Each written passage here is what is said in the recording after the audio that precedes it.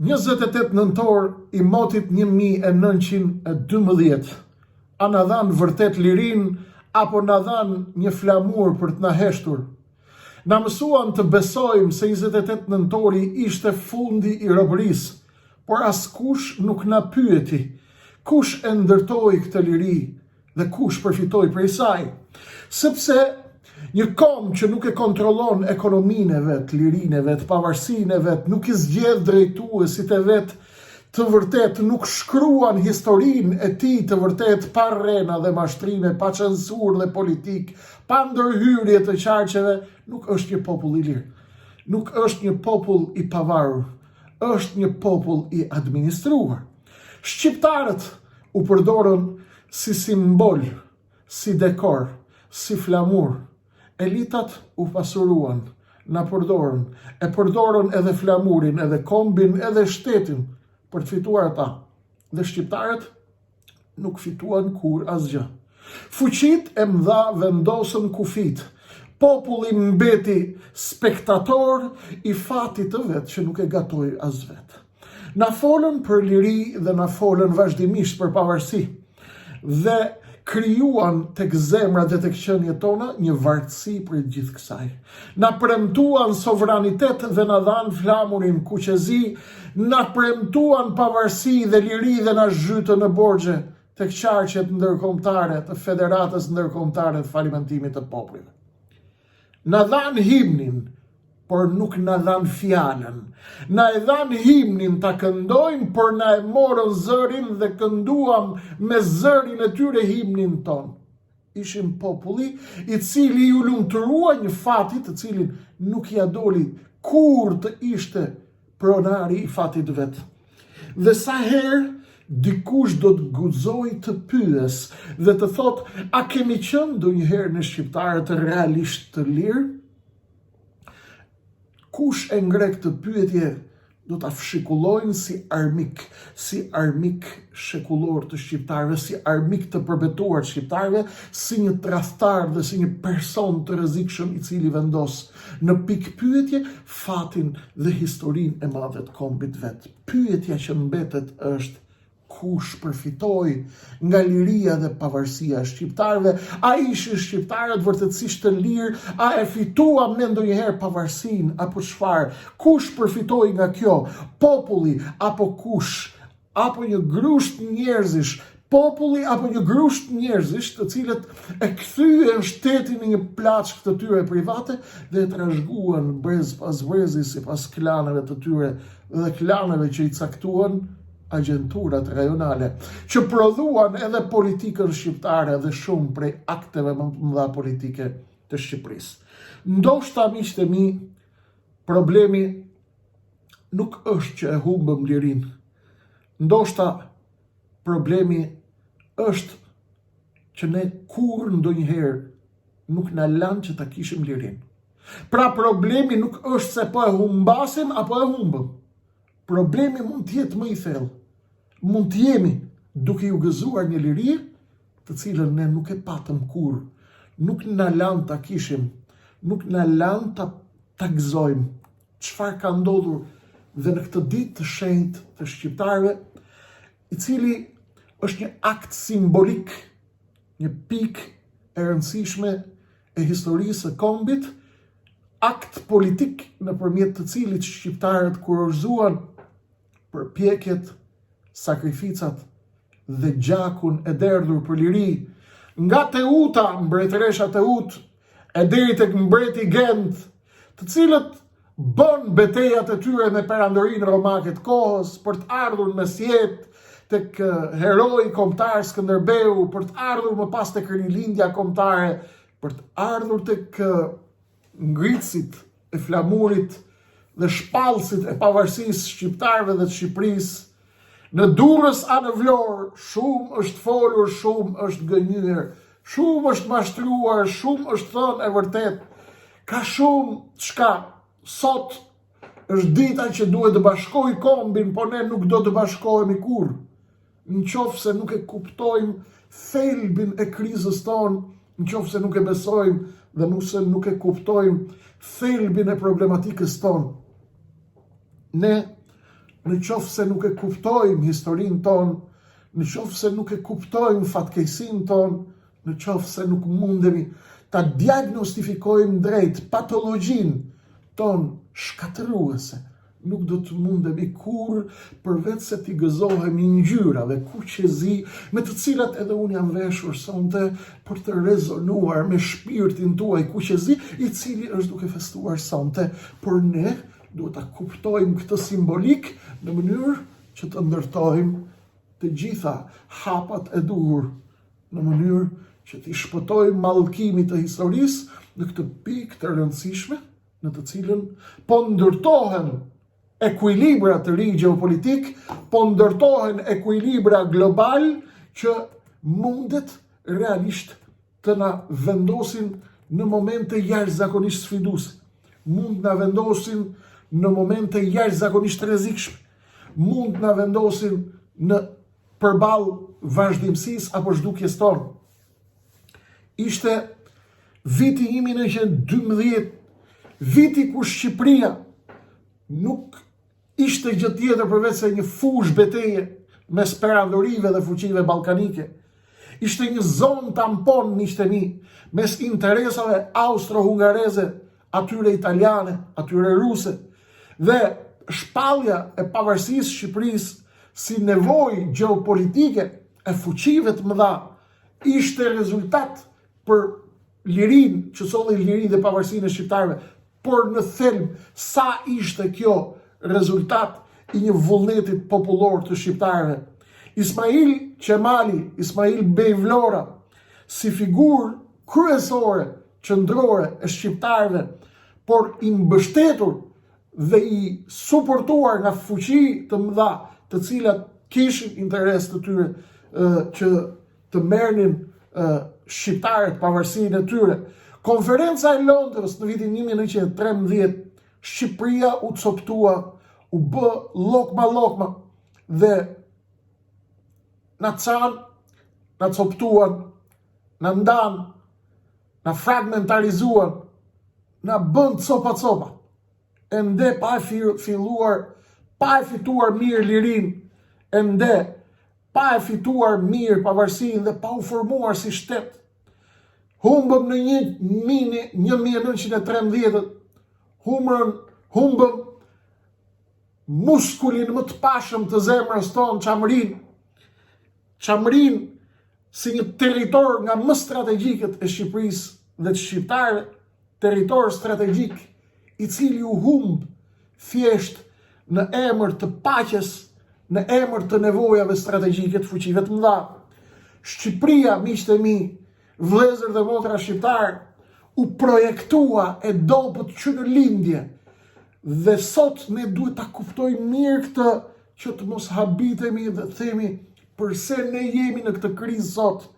Shqipëria, miqtë e mi, u projektua e dobët që në lindje, sepse ajo me dobësinë e saj që në lindje duhet ishte simbolika e një shteti që nuk do ta kishte kur lirinë dhe pavarësinë e vërtet nga qarqet rajonale dhe ato ndërkombëtare të cilat nuk e deshën kur lirinë e shqiptarëve.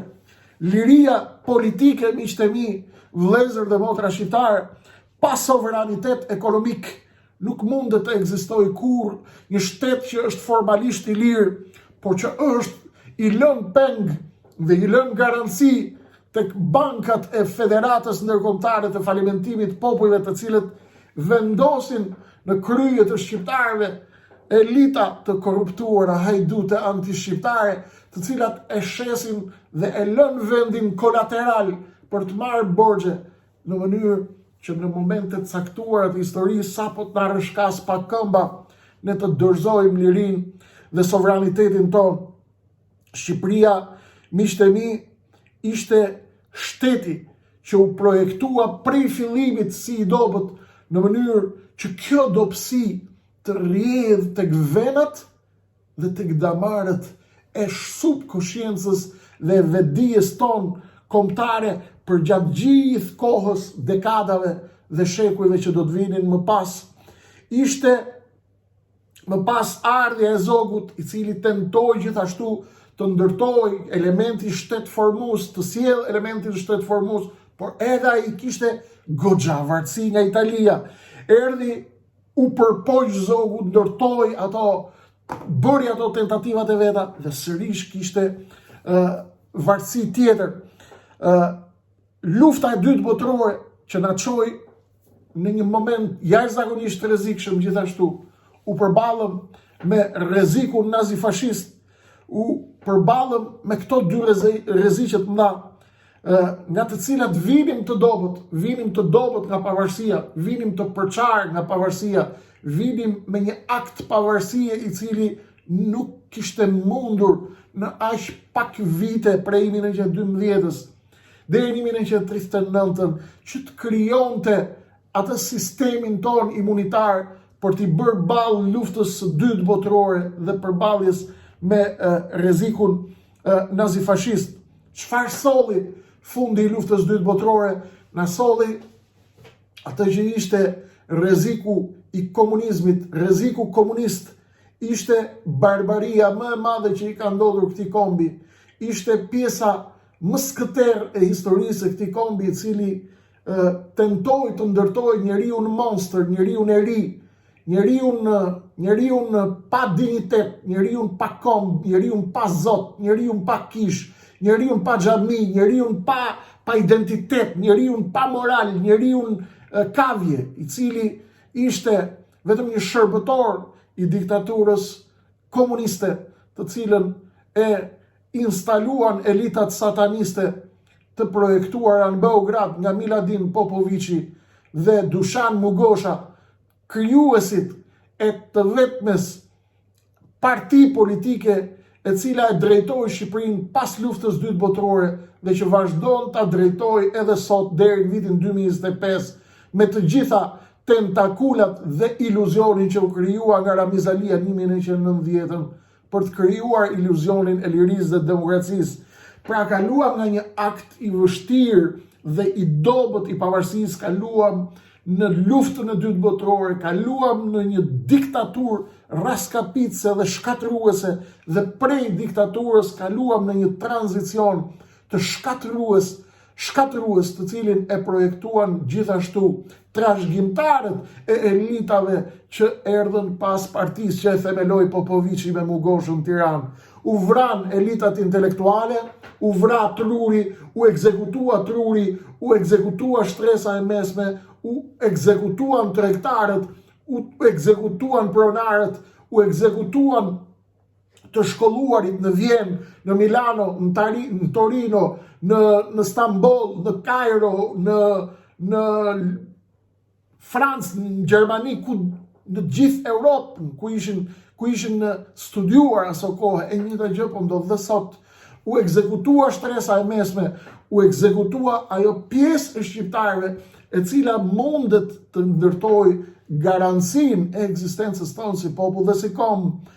U ekzekutua shtresa e mesme, ajo që ka në pronësi 2 dyqane, 3 dyqane, 4 dyqane, që mund t'i lshoj me qera, që mund t'a siguroj bukën e gojës pa krijuar varësi nga pushteti, nga regjimet dhe nga elitat e Beogradit që u krijuan në Tiranë me 20-30.000 spionët që vërshuan në Shqipëri nga Serbia, shqipfolës me emra shqiptarësh, serb me emra shqiptarësh të cilët diktuan për 34 vjet ritmin dhe timbrin ton kombëtar gjatë kësaj historie dhe gjatë kësaj periudhe raskapitse tranzicioni.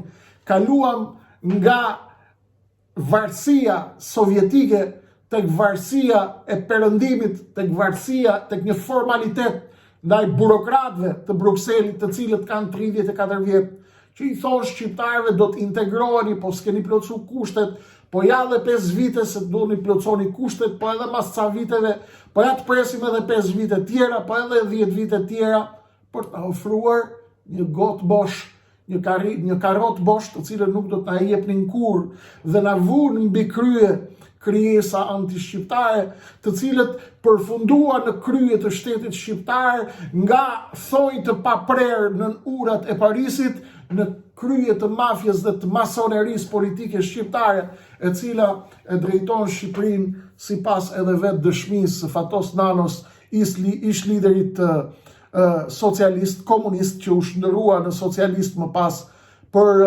Edi Ramën, njeriu i cili sot komandon Shqipërinë bashkë me miqtë e tij të mëdhenj në opozit, në një kontroll të hekurt për të mos e lënë kur që të rindërtohet një nerv i ri, një muskull i ri kombëtar, i vetdijes kombëtare, i intelektit kombëtar, i cili do të mund të ndërtonte më pas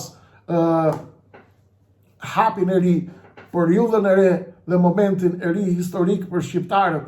Shqiptarët janë ndjerë historikisht nëpërmjet aktit të pavarësisë, i cili edhe ai në momentet caktuara pati ndërhyrjet e politikës dhe të qarqeve ndërkombëtare dhe rajonale për ta deformuar atë. Shqiptarët kishin një leje të posaçme për të gëzuar lirinë e tyre në letër, por në realitet lirinë nuk mundën ta shijojnë kurrë, as ta provojnë kurrë. Ishte një liri e dhënë dhe një pavarësi formale, nuk ishte një sovranitet real.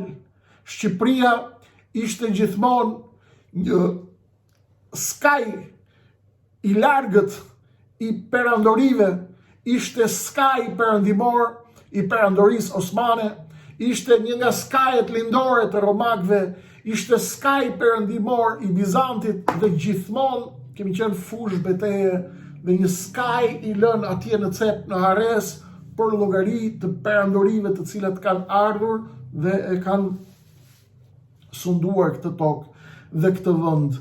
Herë jemi dorëzuar, herë kemi loftuar, herë jemi bërë mercenar, herë kemi bërë me të mëdhejt, ikën romakët, erdhi Bizanti, erdhën osmanët, erdhi lufta parë, lufta dytë botërore, erdhi perandoria komuniste, erdhën perandoria sovjetike, tashmë erdhi perandoria amerikane, tashmë janë duke shku prapë në Kinë edhe në Bashkimin Sovjetik.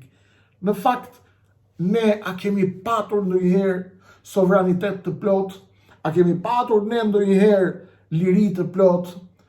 Ka një tezë ekstreme generali francez Charles de Gaulle, i cili thot, ai popull që nuk ka armë bërthamore në posedim, është duke përjetuar vetëm iluzionin e lirisë. Pra, ne duhet përpiqemi të kuptojmë, miqtë e mi të dashur, edhe disa të vërteta mbi historinë tonë, shpesh të manipuluar, shpesh të falsifikuar, shpesh me ndërhyrje të mëdha, dhe duhet të kuptojmë se kjo nuk duhet të bëhet burim i përçarjes dhe i ndarjes midis shqiptarëve, por duhet të jetë burim i dëshirës tonë për ta parë të vërtetën në sy, në mënyrë që nga rënojat e të shkuarës të ndërtojmë të ardhmen dhe një vizion të fortë për të ardhmen. Ne duhet përpiqemi të kuptojmë se çdo lloj tentative për të kthyer shqiptarët tek retorikat dhe narrativat historike të së shkuarës kanë për qëllim çarjen e shqiptarëve dhe mësymjen e tyre kundër njëri tjetrit. Rindërtimi i narrativave të krijimit të gjetjes së armiqve tek Roma, tek Bizanti, tek osmanët, tek sovjetikët dhe tek amerikanët tashmë ka vetëm një qëllim. Ka qëllim që të mësojnë shqiptarët kundër njëri tjetrit, duke i shqyer ata mbi bazat e fesë, mbi bazat e preferencave të tyre fetare, duke u thënë që turqit, osmanët janë e keqja më e madhe e këtij kombi dhe që muslimanët të dalin thonë të krishterët janë e keqja më e madhe e këtij kombi, dumbabën, dhe kështu erdhi rilindja kombëtare për t'i bërë ballë kësaj narrative helmuese dhe për t'i thënë feja e shqiptarit dhe shqiptaria. Ata besonin në Zot, rilindja kombëtare besonte në Zot, por rilindja kombëtare dinte shumë mirë se çfarë kur diste Beogradi, se çfarë kur disnin slavët, se çfarë kurdistin një pjesë e madhe e grekëve, kurdistin vrasjen e shqiptarëve mes njëri tjetrit, mësymin e tyre ndaj njëri tjetrit, ndaj dhe del sot klani bizantin i Tiranës me në krye Ben Blushin dhe hedhin flakën e madhe ndaj shqiptarëve se ka ardhur momenti të përsërisim tezat e Edi Ramës që për të vrarë shqiptarin sot, për të bërë shqiptarin modern, duhet vrasim turkun brenda. Dhe kjo ka vetëm një qëllim, që të çajnë muslimanët me ortodoksët, muslimanët me katolikët, në mënyrë që të shqyjnë njëri tjetrin, e helmojnë ditën e kombit, e helmojnë ditën më të rëndësishme të kombit. Historia është histori, e vërteta është e vërtet. Turqit nuk kanë ardhur në trojet shqiptare për të bërë turizëm. Turqit nuk kanë ardhur për të bërë SPA, as kanë ardhur për të bërë masazh, as kanë ardhur për të bërë relax dhe mesazh me happy end. Kanë ardhur perandorit, të gjitha perandorit e botës vinë për të shtuar interesat e tyre, për të rritur interesat e tyre dhe për të shtuar territoret e tyre. Historinë le ta bëjnë historianët, jo blushët dhe jo helmatusit, të cilët duan një gjë sot, të hedhin vrerë ndaj popullit shqiptar, duke i mësyer ata kundër njëri tjetrit, duke ndërtuar tezat që e gjithë e zeza e kësaj Shqipërie, të gjithat zezat e kësaj Shqipërie kanë ardhur nga Osmanët, kanë ardhur nga Turqit, duke mos harruar çfarë ka bërë Napoleon Zerba për Ben Blushin me Çamërin, se çfarë kanë bërë slavët, se çfarë kanë bërë serbët. Nuk është qëllimi të shohim historinë. Turqit kanë ardhur për të pushtuar, sepse këtë punë bëjnë gjitha perandoritë e botës. Por shqiptarët duan të mësojnë kundër njëri tjetrit, herë me masa shtrënguese, herë me masa me fushata masive për të ndrru fen, herë duke i mësyer kundër njëri tjetrit. Prenga Leshi Deda Palit, Shajn Osmani Myfaretën, Zydiun Abdullaj Muhamedin, Sotiraqi, Anastasi, të hynë dhe të vrasin njëri tjetrin, në ndezin vrasje, ne kemi jetu dhe ata zgjidhin pikrisht ditën e lirisë dhe të pavarësisë për të hedhë mesazhe helmi, për të hedhë mesazhe përçarje, për të hedhë mesazhe shkatrimit të shqiptarëve, por turqëve mirja bën Ben Blushi me gjithë klanin bizantin të Tiranës, Erdoganit inshallah ujtin e xit janë nxjerrin, sepse Erdogani ishte ai i cili bashkë me Turqinë që po pretendonin këta se do bi neo-otomanizmin këtu në Shqipëri, është ai Erdogan i cili i dha oksigjen klanit të Bizantit të Ben Blushit, i cili u bë miliarder me Edi Ramën e Greqisë dhe të Athinës, i cili ka bërë klanin e Bizantit në Shqipëri multimiliarderët më të mëdhenj në Shqipëri, dhe tashmë që Edi Rama kërkon të ngjitet në barkën e Benjamin Netanyahus në Izrael, që të shkojë tek Trumpi, i ka dhënë birit të tij të Partisë Komuniste, çunit të Kiço Blushit, të drejtën për të helmuar shqiptarët dhe për të helmuar trashëgiminë e Osmanëve dhe të otomanizmit se 28 nëntori është koha e ndarjes nga otomanizmi, është koha e ndarjes nga otomanizmi, po aq sa është koha e ndarjes nga klani yt bizantin komunist slav Ben Blushi dhe nga krimet e Greqisë të Napoleon Zerbës. Janë të njëjtat gjëra Ben Blushi, kuptove? Ndaj hedhin sot helm ndaj shqiptarëve për t'i përçarë ata, për t'i ndarë në ditën e tyre më të shenjtë, në ditën kur duhet jenë më të bashkuar se kur. Pse? Sepse kështu i ka dhënë urdhër Edi Rama t'i bi tani Turqisë mirë t'ja bëjnë, Erdoganit mirë t'ja bëjnë, dhe gjithë neo-otomanëve dhe turkoshakëve mirë t'ja bëjnë, Ben Blushi dhe klani i Bizantit në Tiranë, sepse Ben Blushi ishte ai që u bë miliarder nga klani i Edi Ramës, nga klani i Bizantit në Tiranë, që e bën deputet, që e bën pastaj drejtor të Top Channel që i mori nga 250.000 euro në muj, e bën miliarder, i talli turkoshakët e Shqipërisë, u tha unë jam musliman, bëri libër që të shiste ja 500.000 kopje duke i tallë, duke i degeneru, ndërkohë që Erdogani bënte bënte aleancë me klanin e Bizantit në Tiranë, me kreu i deep state-it të Bizantit është Ben Blushi, bashkë me Edi Ramën, bashkë me Niko Peleshin, bashkë me Elisa Spiropalin, bashkë me shumë të tjerë, bashkë me Piro Vëngun, që i din mirë ata, se kush janë këta, ishte klani që i krijoi, i forcoi, i mbështeti Erdogani dhe neo-otomanizmi i ri erdoganist, i cili biznesin e bëri me klanin e Bizantit, ndërsa muslimanët shqiptar i donte për çliru Gazën dhe Palestinën. Kjo ishte kurthi, mirja bën Ben Blushi, mshoi Kërbaçit se meritojnë turko-shakët, turkofilët, bashkë me turqit e Erdoganit dhe neo-otomanizmin e ri. Mirja bëre Ben.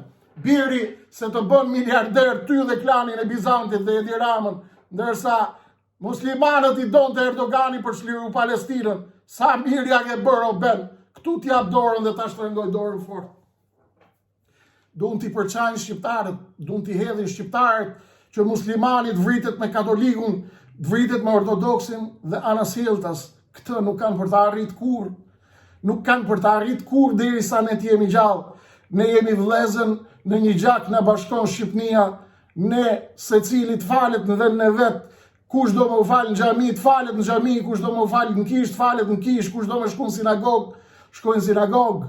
Por klanet veprojnë.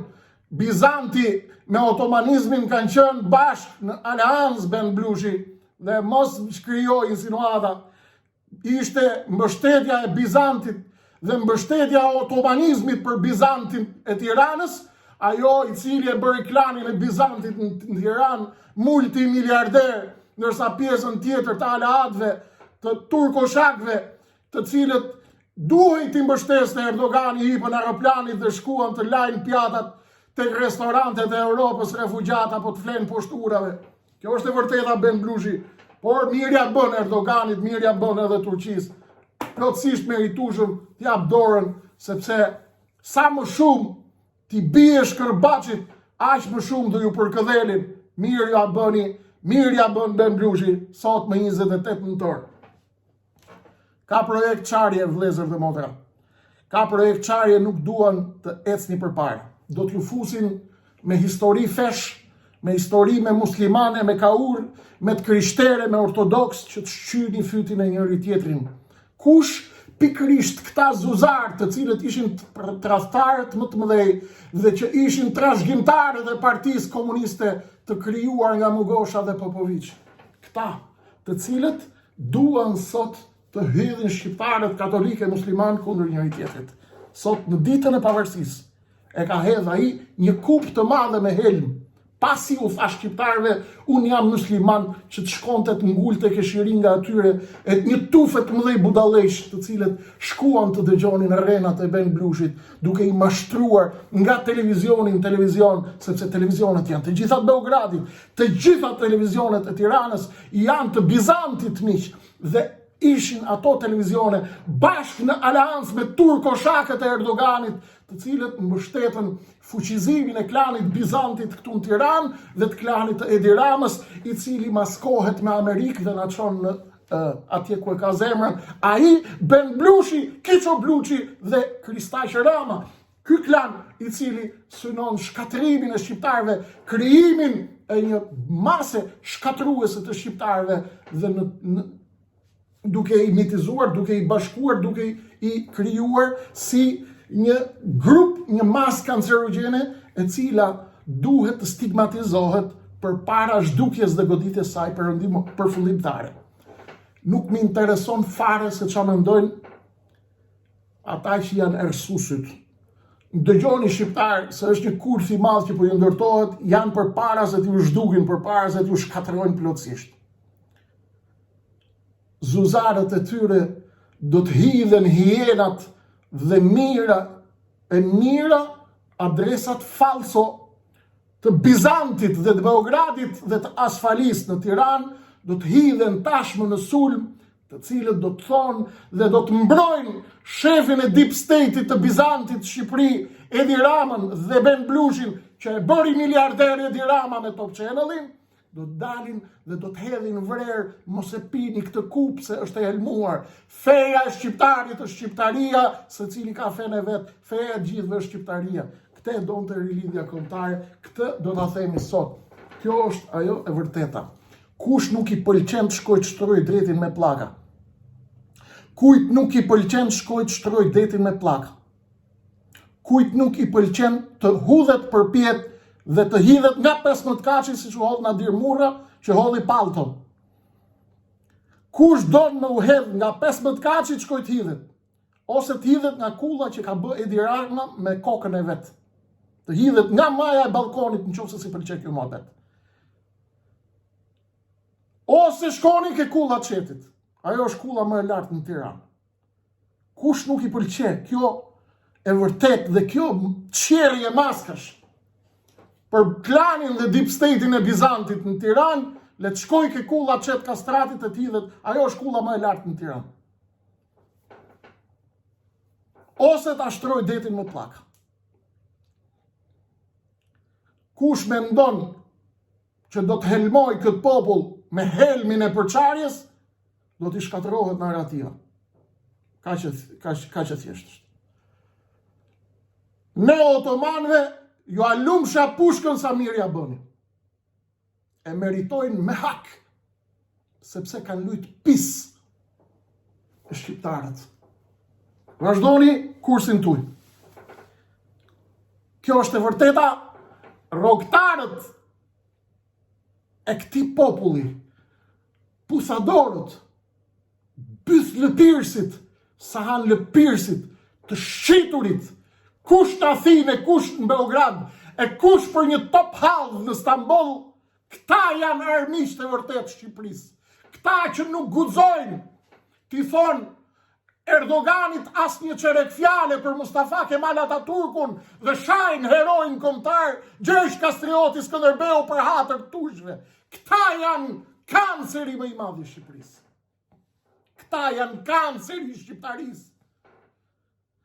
Këta të cilët bëjnë emisione për të ngritur lart herojt e kombeve të tjerë dhe poshtrojnë herojt e kombeve të tyre. Këta janë krijesat më të pista të një kombi. I kemi në mesin ton, i kemi hallvaxhit, pilavxhit, qofshin ata të Stambollit, Ankaras, qofshin ata të Beogradit dhe të Athinës. Këta janë kanceri i Shqipërisë. Nuk guxojnë kur ta thonë të vërtetën historike, sepse nuk e duan kur, sepse janë indoktrinuar me prallat që i bëri Enver Hoxha për 50 vjet, rrenat e komunizmit, që i donte Beogradi. Beogradi që krijoi partinë e Ben Blushit dhe partinë e Kiço Blushit, i cili hedh sot një kup me helm ndaj shqiptarëve në ditën e pavarësisë tyre. Një kup me helm. E këta Eduard Trotasin, shefin e deep state-it të Bizantit në Tiranë, që e bëri Edi Rama, shoku i Erdoganit, e bëri miliarder. Me lekët e Top Channel. Kuptoni? Kur s'keni qenë pavarur? Kur s'keni për ta ndërtu pavarësinë tuaj dhe lirinë tuaj në qoftë se nuk dini të shliroheni nga e vërteta e madhe. Nuk dini të shliroheni nga perdja e madhe e mashtrimit që ka krijuar establishmenti. 34 vjet ju mashtruam dhe tani do ju mashtrojnë sërish. Me parti psikopatësh, me lëvizje psikopatësh, të cilët u thonë shqiptarëve, do hani, do pini me luk floriri, deti do të bëhet kos, do të merrni shtëpi falas, do merrni hotele falas, do merrni rroga nga 10.000 euro, do merrni rena. Për çfarë? Për t'i ngulur thikën e fundit këtij populli. Deri në fund. Ky është momenti i madh historik, të cilin nëse nuk e kuptoni, shkoni në botën e re që po lind, drejt zhdukjes dhe drejt eliminimit. Dakor? Kush nuk e kupton, le të thërras mendjes, të përpiqet ta kuptojë. Po e kuptut, kjo është e vërtetë e kombit shqiptar. 34 vjet ju mashtruan, tani do ju mashtrojnë për 34 vite të ardhshme. Po e bëjnë gati skemën. Është shit Shqipëria, duan të shezin Kosovën, janë me shenjat e tyre të gishtërime tek çdo milimetër katror tradhtie që i ka ndodhur shqiptar. Qoftë në Shqipëri, qoftë në Kosovë. Këta ishin ata të cilët ishin pro ndarjes Kosovës, pro asociacionit, pro gjykatës speciale, pro zajednicës, pro shkëmbimit territoreve, pro mini Schengenit ballkanik, pro shitjes detit për Greqinë, pro shitjes portit Durrësit për Arab, pro shitjes kësaj, pro shitjes asaj, toksoret, nën toksoret, mbi toksoret, kalon gjithë xhepat e tujve. Kjo është e vërteta. A u kriju pavarësia, a ishim të lirë, apo jo, kur nuk keni qenë të lirë. Dhe ky është momenti që do të kthej historinë tuaj. Ose krijoni elita politike të shpëtoni vendin, ose nuk do të ekzistoni më. Kaq është. Rrenat me integrime europiane në këto janë të gjitha prava. Shqipëria është në pikën e saj më të fundit. A ka shpresë? Po ka shpresë. Ka shpresë sepse ka njerëz të cilët vazhdojnë natë ditë shkruajnë dhe të pyesin si do bëhet halli i Shqipërisë, ç'a mund të bëjmë për Shqipërinë, si do i shkojë halli i Shqipërisë. Kjo është e gjithë historia. Ky është momenti në të cilin ne mund të bëjmë projektin e sakt të pavarësisë së vërtetë. Në qoftë se nuk e bëjmë tani, ky kom nuk ekziston më. Shkojmë në një botë komplet të re, vjen inteligjenca artificiale, globalizmi, zhvillimet e mëdha ekonomike, pllakat tektonike të ekuilibrave gjeopolitik do të lëvizin. Jemi në pikën e fundit të historisë. Shqipnia sot duhet të shndërrohet në një shtëllug, në një thirrje që del nga shpirti për identitetin e çdo shqiptari, për të vënë si thirrje themelore tek identiteti i çdo shqiptari, tek fundamentet e dhimbjes së çdo shqiptari, dhe të shndërrohet në një klifmë inteligjente e cila bën gati projektin për Shqipërinë e të ardhmes, për Shqipërinë që do t'ja lëm pas ardhësve tanë, për atë Shqipëri të cilën duhet t'ja lëm me dinjitet atyre që do të vinë pas, ose do të na mallkojnë ata që do të vinë pas, sepse do të thonë, nuk ishin të aftë na trashëgonin një kom dhe të na trashëgonin një vetë.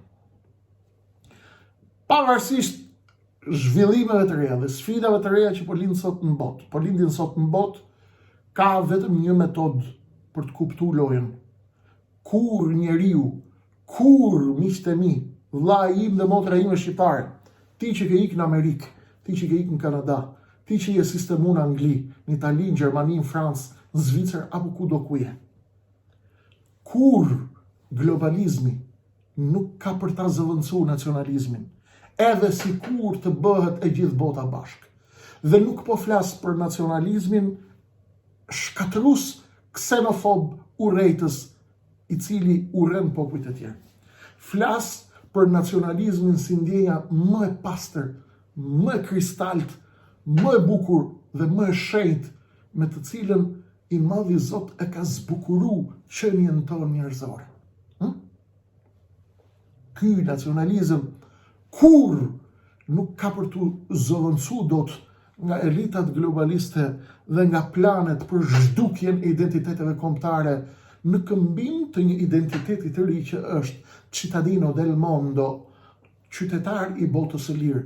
Po, ne jemi qytetar të botës në dimensionin universal dhe shpirtëror të qenies njerëzore, ne jemi qenie njerëzore të cilat kanë nevojë të bashkëveprojnë paqësisht me të gjitha racat, kulturat e botës, qofshin ata racat e verdha, racat e smere, me afrikan, me aziatik, me arab, me kinez, me turq, me perëndimor, me britanik, amerikan, me latin, me gjitha, me rus, Kjo është një nevojë universale për të bashkjetuar të gjitha këto, sepse ashtu na desh i madh i Zot, popull dhe fise që të njiheni ndërmjet njëri tjetrit, jo të vriteni dhe të shkatërroni njëri tjetrin. Kjo nevojë universale për të ndërtuar një infrastrukturë paqësore të bashkëjetesës midis gjitha popujve dhe racave dhe kombeve të botës, kur nuk ka për ta zëvendësuar nacionalizmin benin, nacionalizmin e pastër, patriotizmin e pastër i cili buron si nevojë e shpirtit dhe lind bashkë me njeriu dhe nuk e tret as dheu kur vdes njeriu. Kjo ditë e rëndësishme e shenjtë e shqiptarëve na kujton jo pavarësinë, sepse pavarësi nuk e patëm kurrë, por na kujton dhe na ngre sot një këmban alarmi që të fillojmë të mendojmë seriozisht për lirinë dhe për pavarësinë tonë, dhe kur nuk kemi për të patur liri, nëse dhe pavarësi, nëse nuk kemi liri ekonomike dhe liri të veprimit dhe liri për të patur sovranitet të vërtet kombëtar dhe liri për të zgjedhur elitat politike të këtij kombi, ashtu si çdo vullneti ynë popullor dhe si çdo thirrja e shpirtit të çdo shqiptarit të ndershëm, pa dallim feje, krahine dhe ide. Kjo është thirrja, kjo është toka e të parëve tanë, është toka e gjyshërve dhe stërgjyshërve dhe katërgjyshërve tanë, të cilën do ta marrim dhe kemi obligim shpirtëror, moral dhe kombëtar që të shkëpusim atë prej kthetrave të manipuluesve dhe prej elitave që i prodhoi Beogradi dhe qarqet e tjera antishqiptare këtu në rajon, duke na krijuar ne iluzionin e lirisë, duke na falsifikuar historinë tonë kombëtare dhe duke krijuar për ne gotën e helmit që na çan dhe na përçan mbi baza feje, mbi baza krahine, mbi baza ideje, në mënyrë që të ndërtohet e ardhmja e shkatëruese, e shkatërimtare dhe fundi i shqiptarëve. Nuk duhet ta lejojmë këtë. Jemi në momentin më të fundit të historisë. O bëhemi sot bashk ose nuk kemi më kohë historike për ta korrigjuar historinë, sepse kemi hyrë në revolucionin e inteligjencës artificiale. Dëgjojeni me kujdes. Kjo që po flas nuk është fjalë emocionale. Kjo që po flas është shumë precize. Dëgjoni me kujdes. Kaluam nga bota primitive në revolucionin industrial, ndryshoi bota me ritme të shpejta, kur u bëm me aeroplan, kur u bëm me satelit, kur u bëm me kompjuter, kur u bëm me autobus, me mjete, me trena, me internet, me vetura, me makina, me kompjutera, ishte revolucioni industrial. Tani do të kalojmë ke revolucioni i madh që është revolucioni i inteligjencës artificiale dhe bota e re e trurit e intelektit dhe e algoritmit të inteligjencës artificiale që do të ndryshojë botën dhe të ardhmen e njerëzimit në mënyrë katastrofike, në mënyrë të merrëzisht radikale. Dhe duhet jemi ne ata të cilët me zgjuarsi këto zhvillime të mëdha dramatike duhet i përvetsojmë dhe t'i vëmë në funksion të forcimit të indit ton kombëtar, në funksion të ringritjes ton në këtë mesin e stuhisë, në mesin e kësaj fortune të madhe për të ndërtuar dhe për të projektuar të gjithë bashkarisht unitetin ton kombëtar, bashkimin ton kombëtar, pa dallim feje, krahine dhe ideje, të ardhmen e Shqipërisë, bashkimin shpirtëror, intelektual, kulturor, ekonomik, ushtarak me të gjithë shqiptarët e rajonit nëpërmjet formave të cilat nuk na godasin në mënyrë fatale, por jo duke i lëshuar në duar të formulave që i shpikin lojtarët e Beogradit në Tiranë, duke u treguar shqiptarëve që bashkimi i tyre ka për të ndodhur atëherë kur ne të shkojmë në Europë, sepse ata e dinë që ne nuk kemi për të shkuar ndonjëherë në Europë. Dhe filozofia thotë gjithçka që bazohet mbi të pamundurën është e pamundur. Ndërtimi i narrativës së bashkimit kombëtar mbi një të pamundur historike është vrasja dhe goditja e thelbit ton dhe e unitetit ton kombëtar. Uniteti kombëtar duhet bëhet me ekonomi, duhet bëhet me politik, me arsim, me respekt, me projekte të përbashkëta, por nuk e lejojnë. Sot Shqipëria dhe Kosova janë më të ndarë se kur. Sot Preshevën nuk e ka ndërmend kërkush. Atje ku është apartheid, Preshevën nuk e ka ndërmend kërkush. Po u lërasin dhe po flasin, po shkullin flokët shqiptarët e Maqedonisë, më shkruajnë nga 20 mesazhe natë. Krishnik bujnë një emision për ne nuk na ka njëri llogari fare. Po ikin nga Shqipëria deri tani, tha, vetëm deri tani kanë ardhur 10 miliard euro investime nga Beogradi dhe nga Budapesti, nga Urbani, ku në Maqedoninë e Veriut shqiptarët po marrin arratin, kush për Zvicër, kush për Gjermani, lajnë pjatat atje. Na thonin një gjë zoti Krishnik, vlla Krishnik për shqiptarët e Maqedonisë se nuk na përmend kërkush.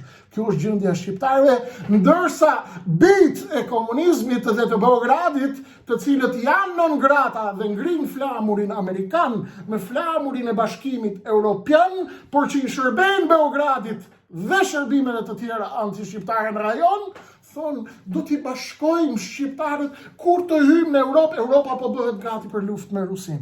E kuptoni kush është kurthi i madh. Nuk dua unë të nxis pesimizëm, unë dua të nxis optimizëm, dhe optimizmi vjen kur të kuptojmë vërtet patologjinë tonë dhe smundjen tonë. Kjo është e vërteta, miq. Hillse, historinë e shqiptarëve e bëri gjaku, e bëri pjesa më fisnike e këtij kombi. Kështu pra vëllezër dhe motra, ishin pjesa më e përzgjedhur e këtij populli. Ishte ajka e këtij kombi, ajo që luftoi për lirinë dhe për pavarësinë. Ata luftuan, ata vëran, u vran, ata u eliminuan, ata paguan faturët, por kur nuk drejtuan pasardhësit e tyre. Drejtuan pjesa më e ligë dhe më anti-shqiptare e kësaj toke dhe e këtij populli. Ky është momenti për të reflektuar, ky është momenti për t'i parë të vërtetat në sy. Ky është momenti për të nisur edhe një herë nga fillimi dhe për të kuptuar thelbin e gjithë kësaj historie që është asnjë bashkësi njerëzore e ndarë dhe e përçarë në grupe e fraksione, armiqësuar me veten dhe të tjerët. Viktim e mendjeshkurtësisë dhe mungesës vizioneve për të ardhmen, nuk e ka jetën të gjatë. Natë mirë. Dhe gëzuar 28 nëntor. Qofshi gjithmonë të lirë dhe të pavarur, sepse vetëm liria dhe pavarësia mund të ndërtojë të ardhmen e Shqipërisë të lirë dhe të denjë. Natë mirë. Shqipëria e shqiptarëve, vdekje të tharve.